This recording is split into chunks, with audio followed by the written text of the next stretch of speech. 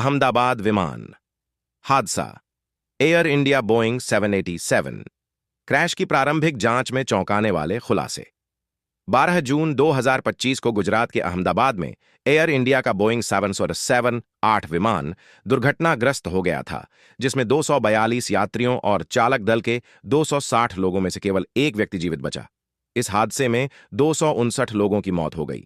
विमान दुर्घटना जांच ब्यूरो AIB की शनिवार को जारी 15 पन्नों की प्रारंभिक रिपोर्ट में हादसे की वजह दोनों इंजनों का अचानक ईंधन कट ऑफ होना बताया गया है। हालांकि अभी तक विमान संचालकों के लिए कोई कार्रवाई की सिफारिश नहीं की गई है। रिपोर्ट में कॉकपिट वॉइस रिकॉर्डर CVR के आधार पर पायलट सुमीत सभरवाल और को पायलट क्लाइव कुंदर के बीच हुई बातचीत का जिक्र है। टेक ऑफ के कुछ सेकंड बाद जब इंजन बंद हुए तो पायलट सभरवाल ने को पायलट से सवाल किया, तुमने इंजन का ईंधन क्यों बंद किया? जवाब में कुंदर ने कहा, मैंने नहीं किया। इससे संकेत मिलता है कि इंजन बंद होने की वजह संभवतः तकनीकी खराबी थी। रिपोर्ट के अनुसार विमान ने दोपहर 1:39 पर रनवे 23 से उड़ान भरी थी। टेक ऑफ के महज कुछ सेकंड बाद 180 नॉट्स की अधिकतम इंडिकेटेड एयर स्पीड हासिल करने के तुरंत बाद दोनों इंजनों के fuel cut off switch run से कट ऑफ स्थिति में चले गए। यह घटना केवल 1 सेकंड के अंतराल में हुई। इसके चलते दोनों इंजनों N1 और N2 की गति तेजी से गिर गई। पायलटों ने इंजन को दोबारा चालू करने की कोशिश की, जिसमें इंजन 1 तो चालू हो गया, लेकिन इंजन 2 शुरू नहीं हुआ। नतीजतन विमान केवल 32 सेकंड तक हवा में रह सका और मेडिकल कॉलेज की इमारत से टकराकर दुर्घटनाग्रस्त हो गया। फ्लैप और गियर सेटिंग।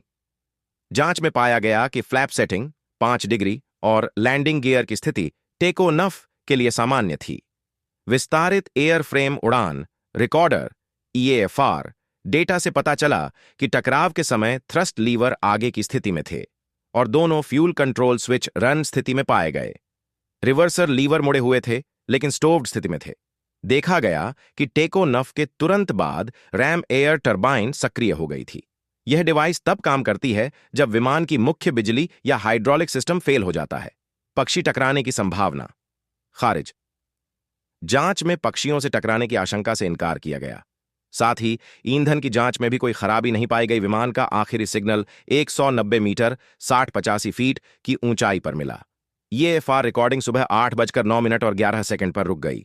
इससे पहले 8:09 पर पायलट ने मेडे मेडे कॉल भेजी थी, जिसका जवाब एयर ट्रैफिक कंट्रोल ने दिया, लेकिन कोई प्रतिक्रिया नहीं मिली।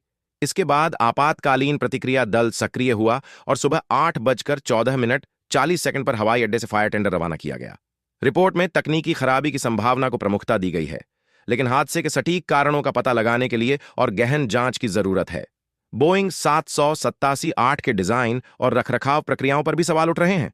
जांच दल अब विमान के फ्यूल कंट्रोल सिस्टम और इंजन संचालन की गहराई से पड़ताल कर रहा है ताकि भविष्य में इस तरह के हादसों को रोका जा सके। यह हादसा भारतीय नागरिक उड्डयन के इतिहास में एक दुखद अध्याय बन गया है और इससे विमानन सुरक्षा को लेकर कई सवाल खड़े हो रहे हैं।